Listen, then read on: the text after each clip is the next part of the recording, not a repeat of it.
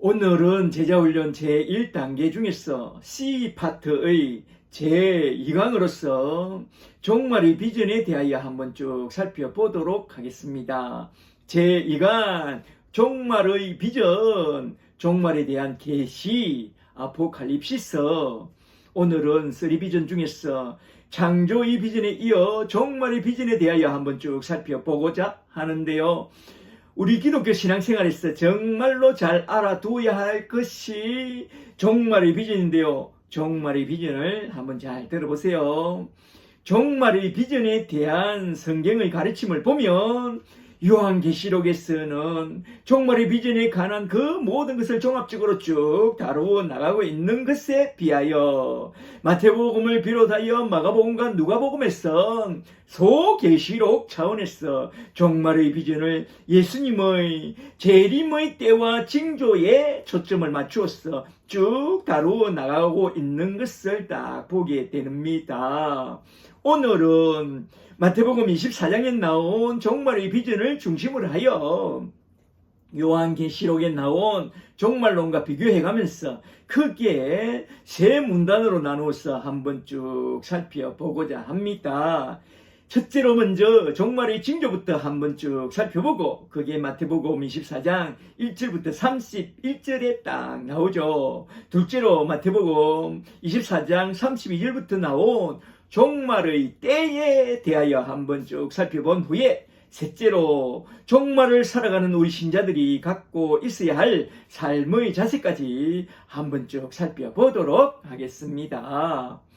첫째로 먼저 첫 번째 대지로 넘어가서 마태복음 24장 1절부터 31절에 나온 종말의 징조에 대하여 대략 7단계로 나누어서 설명해 나가고 있는 그 종말의 비전을 한번 쭉 살펴보도록 하겠습니다. 먼저 마태복음 24장 1절부터 좀 살펴볼까요? 예수님이 성전에서 나와서 감난산으로 가실 때 제자들 중에 하나가 성전 건물을 보고 말합니다. 보소서, 우리 성전이 대단하지 않나요? 예수님이 그때 말합니다. 내가 진실로 너희에게 이르노니 때가 이르면 너희가 보는 이 성전은 돌아나 돌 위에 남지 않고 다 무너지리라. 예수님이 감난산 위에 앉으셨을 때 제자들이 나와서 말합니다. 주여, 우리에게 이르소서. 그러면 어느 때에 그런 일이 있겠사오며 또 그런 일이 일어날 때 무슨 징조가 있사옵니까? 그 질문에 답하면서 예수님은 종말의 비전, 종말의 계시에 대하여 대략 7단계로 나누어서 쭉 설명해 나가는데요. 특히 예루살렘 성전을 중심축으로 하여 말하기를 이 성전은 돌아나 돌 위에 남지 않고 다 무너지게 되리라고 합니다. 그렇다면 왜 그 성전이 그렇게 무너지게 되느냐? 여호와의 영광이 성전을 떠났기 때문입니다. 에스겔서 10장 18절에 의하면 여호와의 영광이 성전을 떠난 바로 그때에 첫째로 솔로몬이 지었던 제1의 성전이 바벨론 군대에 의해서 팍 무너지게 되었고, 둘째로 포로 기한 때부터 짓기 시작하여 헤롯 대왕이 완성한 그 화려한 제2의 성전도 마찬가지로 예수님의 영광이 떠난 그때로부터 얼마 지나지 않았어 보라, 너희 집이 황폐하여 버림바 되리라고 예언한 그 말씀대로 돌아나 돌 위에 남지 않고 다 무너졌습니다. 셋째로 종말이 또 오면 세워질 제3의 성전도 결국엔 돌아나 돌 위에 남지 않고 다 무너질 것이라고 종말의 징조에 대하여 다 차원적으로 예수님께서 예언하고 있는데요. 그런 종말의 징조에 대하여 우리 주님은 대략 7단계로 나누어서 쭉 설명해 나가고 있습니다. 첫 번째 징조는 뭐냐? 종말 직전에 미혹하는 자가 일어난다는 것입니다. 마태복음 24장 4절에 예수님이 첫 번째로 말합니다. 너희가 사람의 미혹을 받지 않도록 주의하라. 많은 사람이 내 이름으로 와서 이르되 나는 그리스도라 하여 많은 사람을 미혹하리라. 그리고 마태복음 24장 23절로 넘어가서 좀 더 보세요. 24장 23절에 그때에 사람이 너희에게 말하되 보라 그리스도가 여기 있다 혹은 저기 있다 하여도 믿지 말라. 거짓 그리스도들과 거짓 선지자들이 일어나 큰 표적과 기사를 보여 할 수만 있으면 택한 자들도 미혹하리라. 이렇게 종말의 첫 번째 징조는 미혹이라는 것입니다.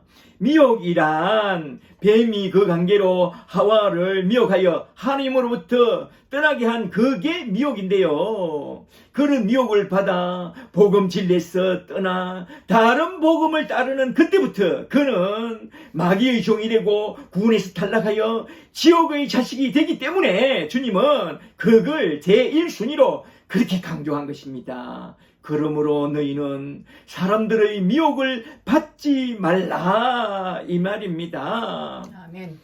두 번째 징조는 큰 전쟁이 일어난다는 것입니다.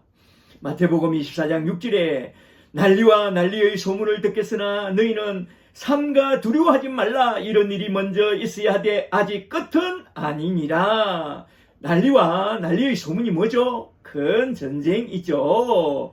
7절을 좀 더 보세요. 7절에 민족이 민족을 나라가 나라를 대적하여 일어나겠고 곳곳에 기근과 지진이 있으리니 이 모든 것은 재난의 시작이니라. 종말의 시작이라는 거죠. 말하자면 큰 전쟁과 기근과 지진은 종말의 시작을 알리는 그런 징조라는 것입니다. 이러한 큰 전쟁과 기근과 지진은 요한계시록 6장을 통해서 보면 임봉을 떼는 그 순간 네 마리의 말이 줄줄이 툭 튀어나오는데 첫째로 흰 말은 큰 전쟁을 가져오고 둘째로 붉은 말은 큰 지진을 가져오고 셋째로 검은 말은 큰 기근을 몰고 오고 넷째로 청황색 말은 큰 전염병을 몰고 와서 지구촌의 4분의 1을 괴멸시킬 것인데 이거 종말이 시작됐다는 것을 알리는 그런 징조라고 해요. 이런 두 번째 징조를 잘 눈여겨보아야 합니다. 지금 전 세계에 일어나는 현상들을 잘 보세요.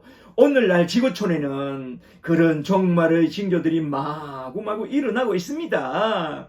2000년도에 네팔에서 일어난 대지진은 8,000명의 사상자를 냈고 2004년도에는 인도네시아 수마트라 섬 해저에서 일어난 대지진의 쓰나미로 거의 23만 명이 죽었다고 보도되었고 2011년도에는 일본 후쿠시마에서 일어난 대지진과 쓰나미로 19,000명의 목숨을 잃었는데요.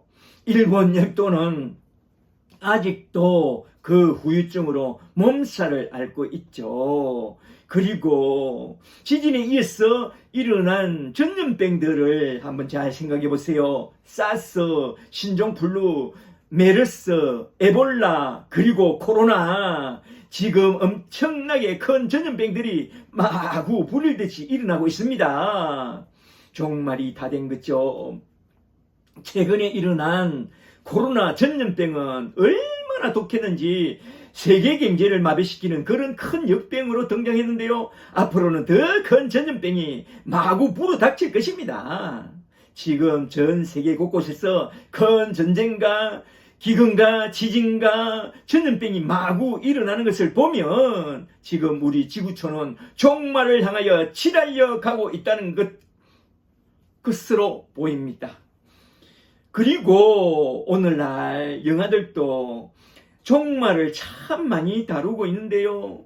그걸 볼 때에 하나님이 우리에게 뭔가 비상한 사인을 보내고 있는 것 같습니다. 특히 우리는 크고 작은 전쟁을 유심히 잘 살펴봐야 합니다. 요한계시록 16장 16절에서 지구촌의 마지막은 아마겟돈 전쟁으로서 종말을 딱 고할 것이라고 했습니다. 이건 한번 들어봤죠. 세 번째 징조는 큰 전쟁과 기근과 지진과 전염병이 일어날 때에 큰 박해가 따라온다는 것입니다. 병행구절로 나온 누가복음 21장 11절을 보면 처처에 큰 지진과 기근과 전염병이 있겠고 그때에 많은 사람들이 그걸 기독교 교인들이 문제로 돌리면서 성도들을 크게 핍박할 것이라고 해요. 마태복음 24장 9절을 잘 보세요. 마태복음 24장 9절에 그때에 사람들이 너희를 환난에 넘겨주겠으며 너희를 죽이리니 너희가 내 이름 때문에 모든 민족에게 미움을 받으리라. 그러나 끝까지 견디는 자는 구원을 얻으리라. 아멘. 아무런 이유도 없이 그냥 종말이 오면 우리가 예수를 믿는다는 그 이유 하나만으로 큰 박해를 가해 올 것이라는 것입니다. 그게 종말의 징조이죠. 그리고 네 번째 징조는 마지막 때에 두 정인이 나타나서 천국 복음을 땅끝까지 전파할 그때의 지구촌의 끝이 온다는 것입니다. 마태복음 24장 14절에 이 천국 복음이 모든 민족에게 정언되기 위하여 온 세상에 땅끝까지 전파되리니 그제야 끝이 오리라. 아멘. 여기서 말하는 천국 복음이 뭡니까?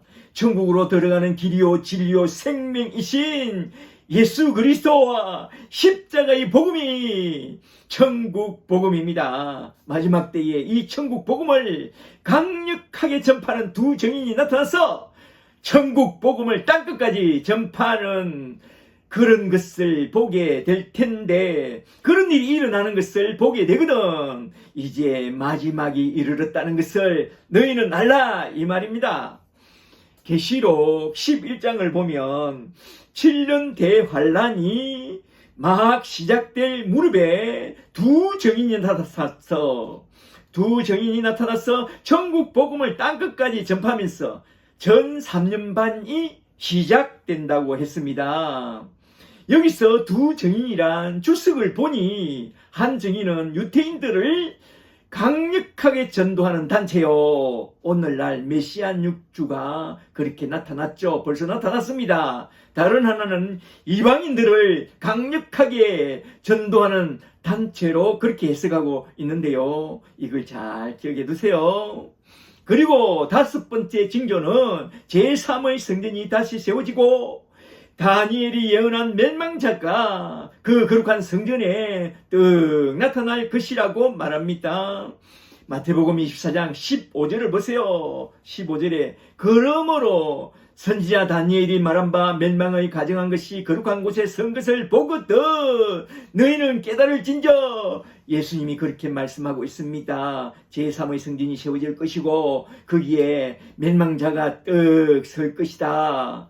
바로 그때 지상 종말이 온다는 것입니다. 말하자면 7년 대환란의 중간에 예루살렘에 다시 제3의 성전이 세워질 것이라고 예수님이 말합니다. 바로 그때에 다니엘이 말한 그 멸망자가 짐승의 권세를 갖고 거룩한 성전에 떡 서서 전 세계의 정치와 경제와 언론을 장악하고 세계 정부론을 외치면서 세상을 통치할 것이라고 요한계시록 13장에서 정확하게 예언하고 있습니다. 이걸 보거든 7년 대환란 중 후 3년 반이 딱 시작되었다는 것은 너희는 알라 이 말입니다.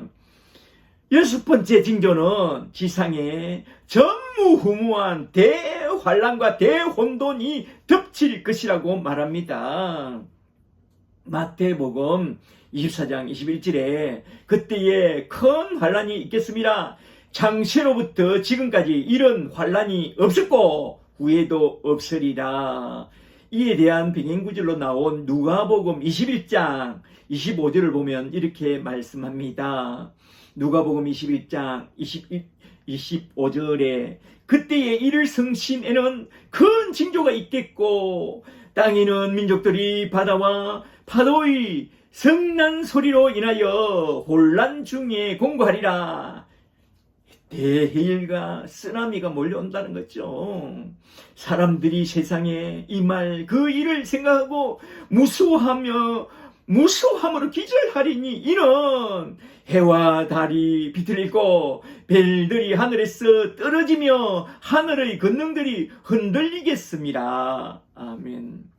이건 바로 7년 대환란의 마지막 때에 7년의 마지막 때에 일어날 그런 대환란을 말하는데요.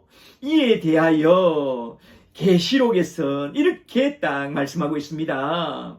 첫째로 계시록 6장에서 인봉떼기 재앙이 일어난 후에, 둘째로 계시록 8장에서 나팔 재앙이 쭉 일어난 그 후에, 셋째로 마지막으로 계시록 16장에서 대접 재앙이 하늘에서 줄줄이 쏟아질 것인데, 그건 전무후무한 대재앙을 가져올 것이라는 것입니다.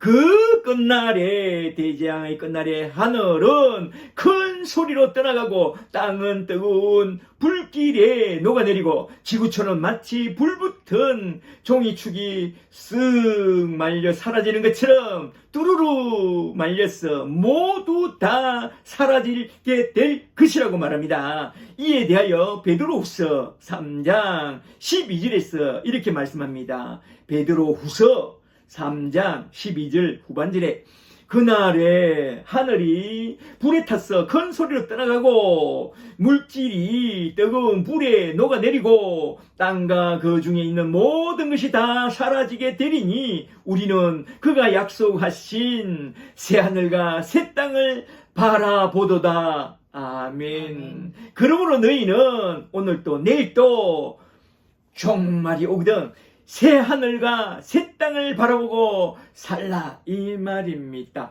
할렐루야. 아멘. 여기서 잠시 첫 번째 징조부터 한번 쭉 정리하고 넘어가는 게 참 좋겠는데요.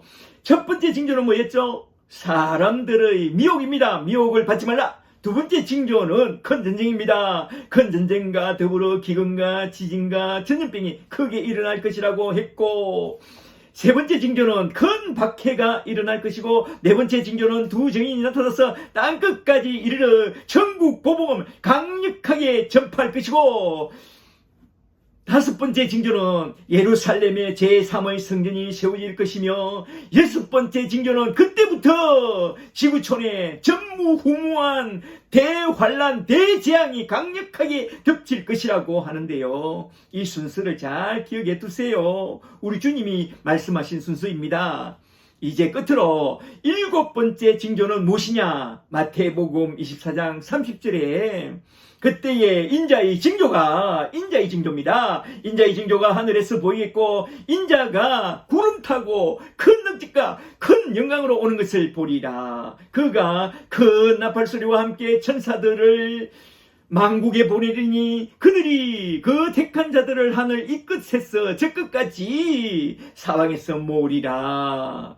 말하자면 그날에 예수님이 재림을 하고 온 교회 성도들은 공중으로 들려 후가 되면서 모든 게 다 끝난다는 것입니다. 그런 휴거에 대하여 우리 주님은 마태복음 24장 40절로 넘어가서 이렇게 딱 말씀하고 있습니다. 마태복음 24장 40절에 그때에 두 사람이 밭에 있으며 한 사람은 데려가고 한 사람은 버려둠을 당할 것이요, 두 여자가 맷돌질을 하고 있으며 한 사람은 데려가고 한 사람은 버려둠을 당할 것이니라. 아멘. 다 같은 교회에 다니도 다 구원받는 것이 아니라는 거죠. 한 사람은 들림받고 한 사람은 버림받게 된다 이 말입니다. 깨어있으라 이거죠. 그렇다면 모든 환란이 다 끝난 후에 예수님의 재림과 함께 공중으로 끌려 올라간 우리는 어떻게 되느냐? 계시록 15장 2절을 잘 보면 하늘의 유리바다 건너편에 서서 모세의 노래, 어린 양의 노래를 부르게 될 것이라고 말합니다. 계시록 15장 2절에 내가 보니 불이 섞인 유리바다 같은 것이 있고 짐승과 그의 우상과 그 이름의 수를 이기고 벗어난 자들이 유리바다 건너편에 서서 하나님의 검고를 가지고 하나님의 종 모세의 노래와 어린 양의 노래를 부르게 될 것이라고 그렇게 말씀하고 있습니다. 구원하심이 보좌에 앉으신 우리 하나님과 어린 양께 있도다 하면서 우리를 구원하신 주 예수 그리스도의 이름을 강력하게 감사함으로 찬양할 것입니다. 할렐루야. 아멘. 이렇게 공중으로 들려 올라간 자들은 저 유리바다 건너편으로 쭉 건너가서 모세의 노래와 어린 양의 노래를 부르면서 어린 양의 혼인잔치로 쭉 이끌려 들어가게 될 것인데요. 그 혼인잔치 이야기는 요한계시록 19장에서 쭉 나오는데요. 이것마저 한번 좀 살펴보고 넘어가는 것이 참 좋겠습니다. 계시록 19장 7절을 잘 보세요. 19장 7절에 우리가 즐거워하고 크게 기뻐하며 그에게 영광을 돌리세 어린 양의 혼인 기약이 이르렀고 그의 아내가 자신을 준비하였으므로 그에게 빛나고 깨끗한 세마포 옷을 입도록 허락하셨으니 이 세마포 옷은 성도의 옳은 행실이라 의 상급이라. 천사가 내게 말하기를 기록하라. 어린 양의 혼인잔치에 청함을 받은 자들은 만세에 복이 있도다 하면서 어린 양의 혼인잔치는 간단하게 보여지만 이걸 좀 더 풀어서 살펴보도록 할까요? 주님 오시는 날 우리가 공중으로 이끌려 올라가서 그 어린 양의 혼인잔치에 참여하는 모습을 한번 잘 들어보세요. 하늘로 들려 올라가는 순간 홀연히 변화된 우리는 저 천사들의 손에 이끌려 하늘문으로 쑥 들어가는데 천상에선 이루말로 표현할 수 없는 지극히 아름다운 노래가 흘러나오고 하나님의 보좌가 쫙 보이는데 그 보좌로부터 영롱한 빛이 쏟아져 나옵니다.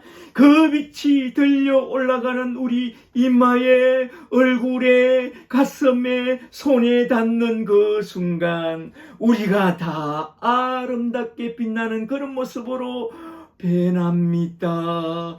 그리고 저 천성 안으로 쑥 들려가는데 그 길은 맑은 유리 같은 정금으로 깔려 있습니다. 그 길을 따라 쭉 걸어가는데 이건 실크로드보다 더 부드럽습니다. 그리고 보좌 앞으로 쭉 이끌려 나가는데 보니 보좌로부터 생명수의 강이 흐르고 강 좌우에 달마다 12가지 열매를 맺는다는 그 생명나무가 줄줄이 서 있네. 아니 새 예루살렘 성은 미국과 캐나다를 합쳐놓은 그런 크기라고 하더니만 보좌로부터 그 생명수 강과 생명나무가 끝없이 펼쳐져 있습니다. 이건 세상에서 제일 큰 강인 나일강이나 아마존강이나 양쯔강이나 미시시피 강하고 도무지 비교할 수 없는 그런 큰 강입니다. 생명수 강은 성 밖으로 흘러나가서는 성 밖에 사는 모든 생명들을 만물들을 소성시키는 그런 강입니다. 그래서 성 밖에는 기하여초가 만발합니다. 우와 세상에 이럴 수가 이렇게 아름다울 수가. 아유 내가 예수를 믿기 참 잘했지. 환난과 핍박과 유혹 속에서 정말로 내가 예수를 잘 믿었던 게 다행이야. 아이고, 세상에나 이렇게 좋을 수가. 우리는 그렇게 좋은 천국을 곧 보게 될 것입니다. 할렐루야. 아멘. 이것이 바로 우리 성도들을 향한 하나님의 원대한 종말의 계획과 종말의 비전인데요. 이러한 종말의 비전에 대한 큰 그림을 내 마음에 잘 그려두고 산다면 어떤 환난과 고난과 핍박 속에서도 흔들리지 않은 믿음을 가지고 믿음의 길을 잘 달려가게 될 줄 믿습니다. 할렐루야. 아멘. 그런 비전의 그런 종말의 비전 속에 우리가 저 하늘나라 천국에 들려 올라가서 우리 하나님과 우리 주님을 예수님을 만나게 될 것을 생각하니 저는 너무나 또 좋습니다.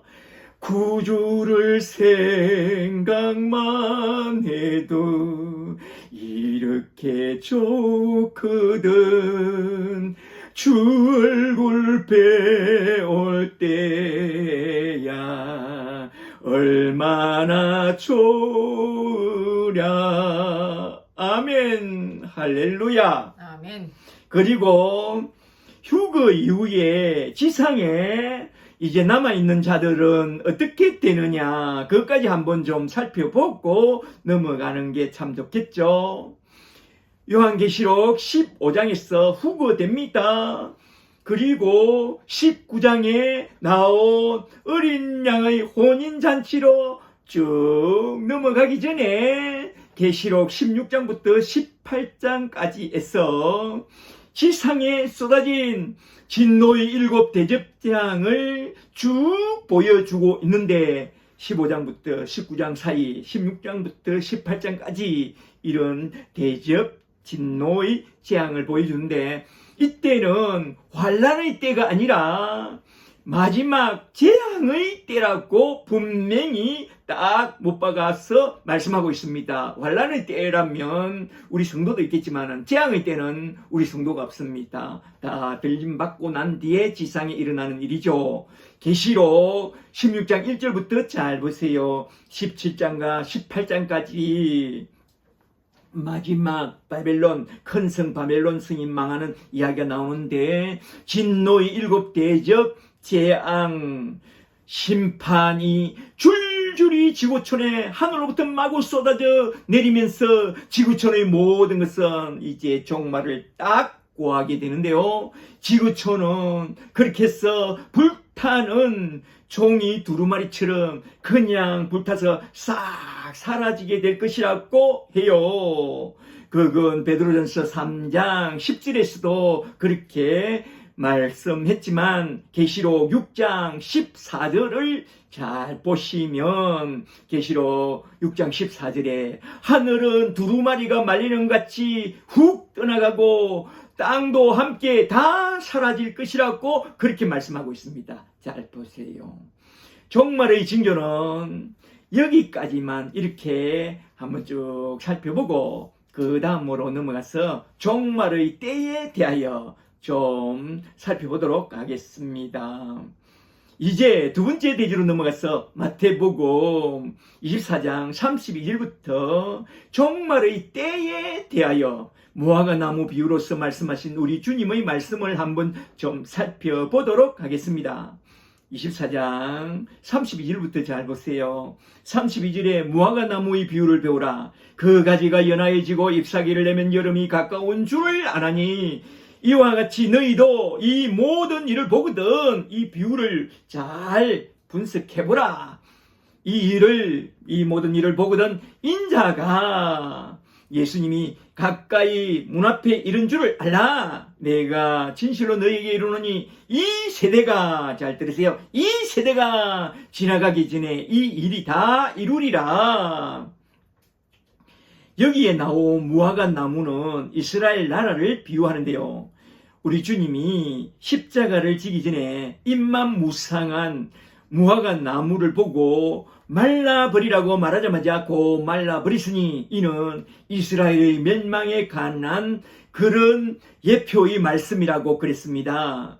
그리하여 좋은 열매를 맺지 못한 이스라엘은 저주를 받아 AD 70년에 진멸당합니다.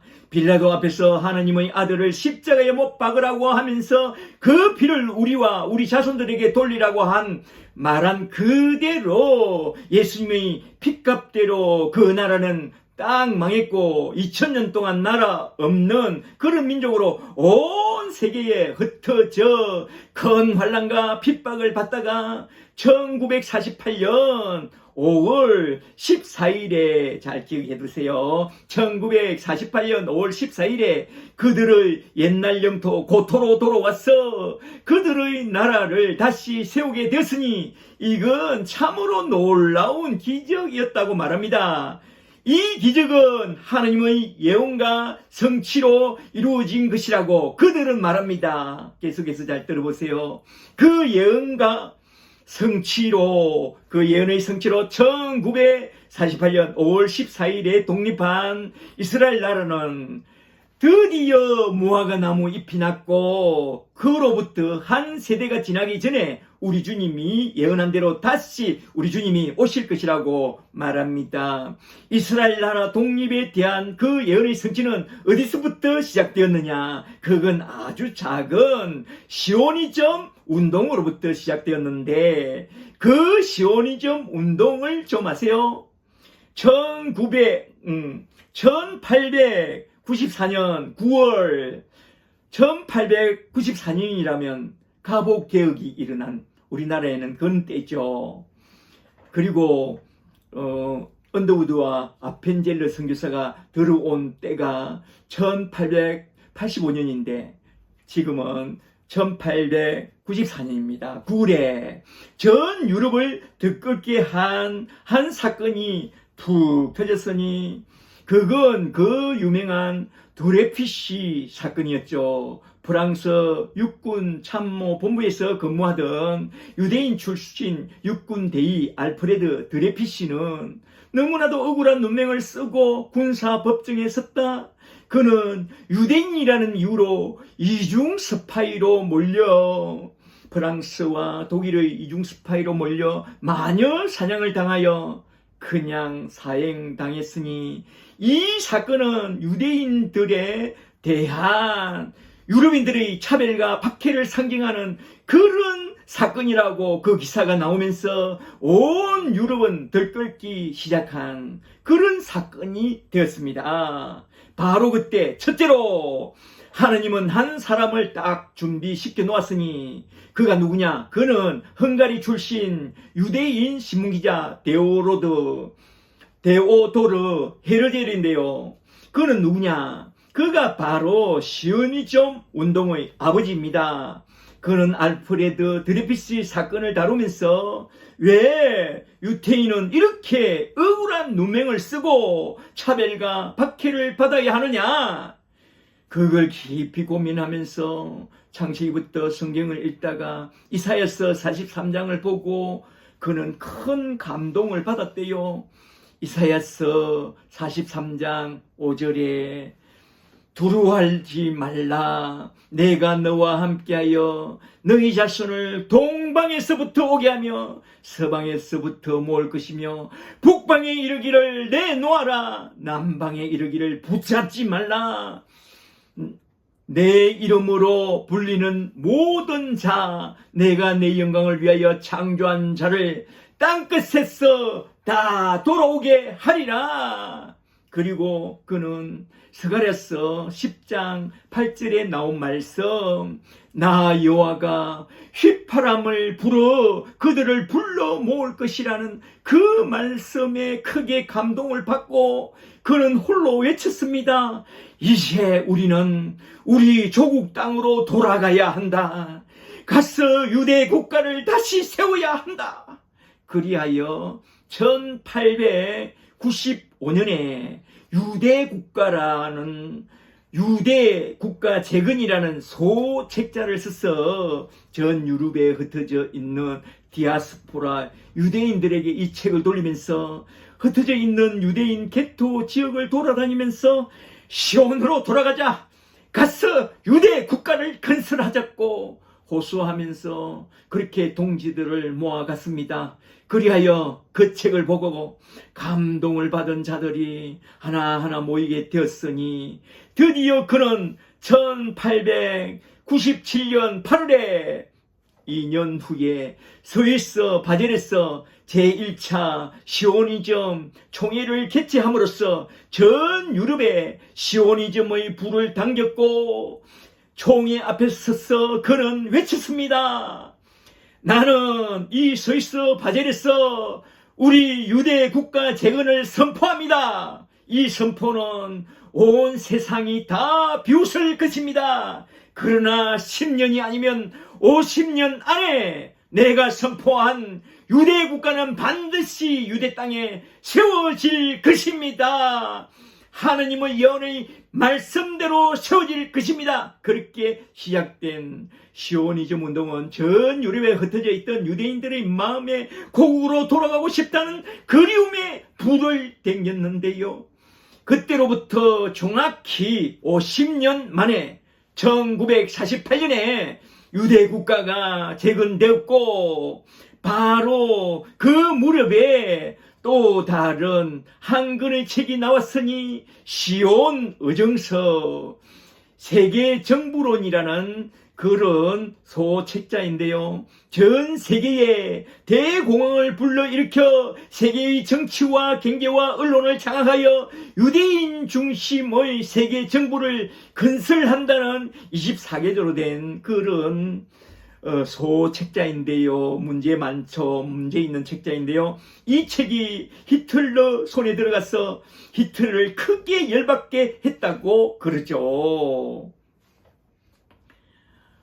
그러던 어느 날 1914년에 제1차 세계대전이 터졌을 때 하나님은 또 다른 한 사람을 준비했으니 그가 누구냐? 하임 바이츠만 박사입니다. 하임 바이츠만. 그는 영국 맨체스터 대학 화공학 박사요. 유대인 교수로서 화학 실험 중에 우연히 폭발 물질인 아세톤을 발견했는데 그때 제1차 세계대전 당시 영국은 터키와의 전쟁에서 화력의 부족으로 큰 위기를 맞았을 때에 영국 정부의 요청으로 그는 아세톤을 대량 생산했고 그로 인하여 영국이 1차 대전을 승리로 이끈 그런 주역이 되었으니 영국 정부가 바이츠만의 공로를 인정하여 대영 제국의 큰 훈장을 주려고 할 때에 그는 말합니다. 그것보다도 내 조상의 땅 팔레스틴에 유대 국가를 세우게 해달라고 그렇게 요구했고 1차 대전에서 승리하여 팔레스타인을 통치하게 된 영국은 그의 요구를 따라 벨푸어 선을 통해서 유대 국가를 인정해 주었으니 전 유럽에서 크게 차별받고 억압받던 유대인들이 속속들이 이제 유대 나라로 돌아오기 시작했고 유럽의 최고 지성인들 정치, 경제, 사회, 문화, 과학, 종교에 뛰어난 시오니즘의 지도자들이 중심이 되어 유대 국가 재건을 기치로 걸고 팔레스틴으로 돌아오기 시작했던 것입니다. 그러던 어느 날 셋째로 1939년에 제2차 세계대전이 터지고 노르망디 상륙작전으로 세계대전에서 승리한 나라의 종군 기자들이 독일로 들어가서 히틀러의 그 악명 높은 아우슈비츠 수용소 홀로코스트를 보고 그 만행을 신문에 보도하자마자 전 유럽에 흩어져서 고난받던 유대인들이 시오니즘 운동을 다시 내걸고 시온으로 돌아가자 하면서 60만이나 대거 팔레스틴으로 돌아오게 됩니다. 이스라엘이 고토로 돌아오죠. 그리하여 드디어 1948년까지 그동안 팔레스타인을 식민 통치하던 영국은 국제 정세와 세계 여론에 밀려서 그 땅을 유대인들에게 내어주었으니 1948년 5월 14일에 영국기가 내려가는 순간 이스라엘 국기가 다윗의 기가 올려가면서 이스라엘 나라가 독립을 선언했고, 화공학 박사 그 하임 바이츠만이 이스라엘 초대 대통령으로 추대되었을 때, 그때로부터 시작하여 이스라엘을 없애고자 하는 저 아랍 연합군과 1차, 2차, 3차 중동 전쟁을 벌이게 됩니다. 불과 65만밖에 안 되는 그 유대인들이 저 11억이나 되는 아랍 14개국 연합군과 싸워서 판판히 대승을 얻게 되었고, 그 전쟁의 승리를 통해서 이스라엘은 완전한 국가로 거듭났으니 영토도 많이 확장하고, 그러니까 예수님의 말씀을 따라 그렇게 하여 무화과 나무 잎이 새로 났고, 이제 한 세대, 창세기 15장 16절에 의하면 한 세대는 100년이라고 딱 못 박아서 말하고 있습니다. 한 세대는 30년, 40년, 50년이 아닙니다. 성경적으로 100년이 한 세대입니다. 그러니까 한 세대 100년이 지나가기 전에 주님이 다시 오실 것이라고 했습니다. 1948년 5월 14일로부터 계산하여 한 세대 100년을 잘 계산해 보세요. 이제 그렇다면 우리 주님이 오실 날이 얼마 남지 않았다는 것입니다. 긴장해야 합니다. 드디어 종말의 시계는 카운트다운이 시작됐다는 것입니다. 아시겠어요? 데살로니가 전서 5장 3절을 보면 잠깐 중동에 평화가 오겠고, 그때에 두 증인이 나타나서 크게 천국 복음을 전파할 때에 바로 그때 예루살렘에는 제3의 성전이 세워지고, 그때 후 3년 반이 시작할 때 멸망자가 성전 위에 서서 그 세계 정부론을 외치게 될 것입니다. 그것이 이 시대에 나타난 종말에 대한 최대의 표적이 될 것이니 우리는 이걸 예의주시하고 봐야 합니다. 어쨌거나 지금은 때가 다 된 것 같아요. 우리는 중동에서 일어나는 그 전쟁을 보고 이 시대의 표적을 읽을 줄 알아야 합니다. 중동은 종말의 시기입니다. 지금 우리 주님께 그때와 그 시기를 묻는다면 주님의 재림이 언제입니까? 물어보면 이젠 때가 다 되었다고 그렇게 말씀할 것입니다. 그렇다면 종말이 점점 다가오고 있는데, 종말이 점점 다가올수록 우리는 종말의 한때를 어떻게 지내며 어떻게 살아야 하느냐, 그 다음 대지로 넘어가서 우리 주님이 말씀하고 있습니다.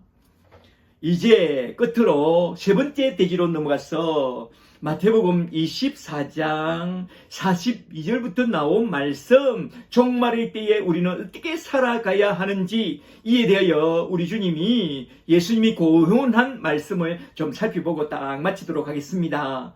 24장 42절부터 잘 보세요. 42절에 그러므로 깨어 있으라. 어느 날에 너희 주가 임하는지 너희가 알지 못함이라.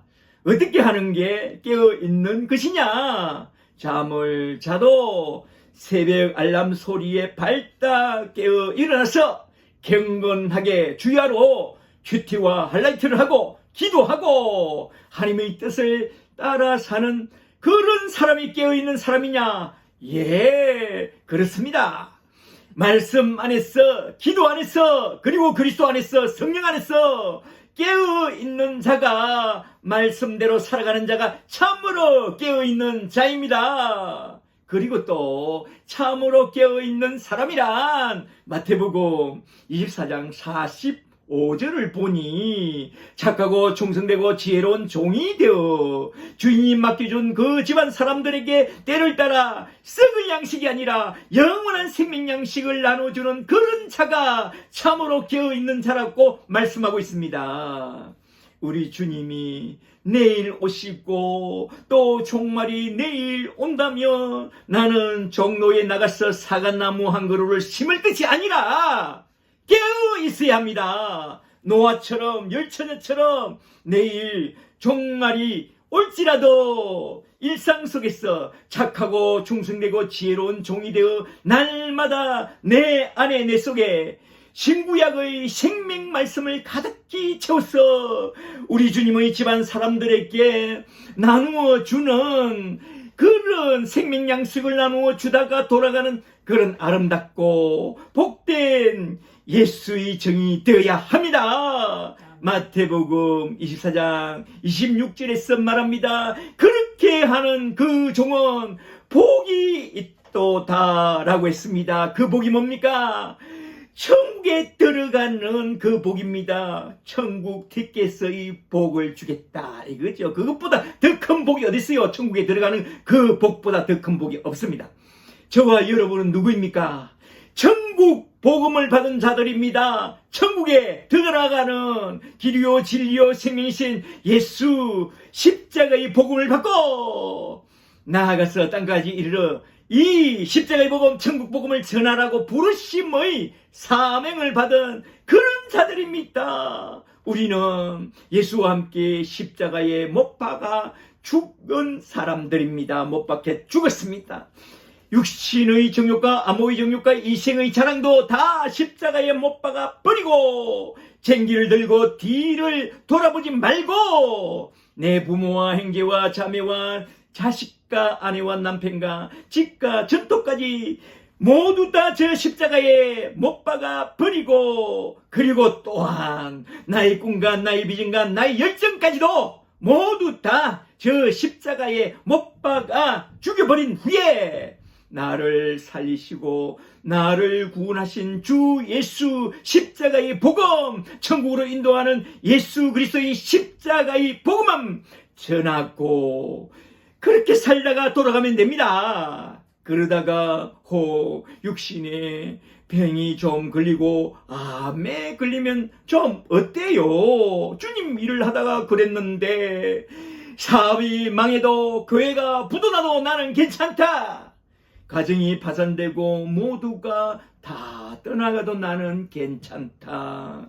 내가 사는 이 세상은 때가 되면 다 사라질 것들 뿐인데 죽게 되면 다 썩어 없어지고 썩어 문드러질 이 육신, 나를 불러주신 부르심의 사명 하나 갖고 생명의 주 예수 그리스도의 복음, 십자가의 복음 이것 하나만 전하다가 돌아가는 그런 복된 저와 여러분들이 다 되시기를 주의 이름으로 간절히 축복합니다. 축복합니다. 아멘. 이제 끝으로 오늘 내게 적용할 말씀은 무엇인지 그걸 한번 좀 생각해보고 딱 마치고자 합니다. 첫째로 오늘 새롭게 깨달은 말씀은 무엇인가? 오늘 배운 말씀 종말의 비전에 대하여 한번 잘 정리해 보세요. 둘째로 오늘 새롭게 깨달은 것이 있다면 나에게 적용하고 싶은 말씀은 무엇인가? 이것도 한번 잘 생각해 보세요. 한 1, 2분 정도 시간을 줄 테니까 오늘 배운 말씀을 잘 정리해 보고 잠시 쉬었다가 잔잔하면서 함께 쉐어링하도록 하겠습니다. 그리고 다음 주에 암송해 올 말씀은 오늘 배운 말씀 중에 나온 너무나 또 유명한 네 구절. 첫째로 마태복음 24장 4절 말씀, 사람의 미혹을 받지 말라. 둘째로 마태복음 24장 6절 말씀, 아직 끝은 아니다. 셋째로 마태복음 24장 7절 8절 말씀, 이것이 재난의 시작이니라. 넷째로 마태복음 24장 14절 말씀, 그대야 끝이 오리라. 천국 복음이 다 전파되면 그제야 끝이 오리라 라는 이상의 네 구절을 잘 암송해 오세요. 잘 아시겠죠? 아멘. 할렐루야, 할렐루야.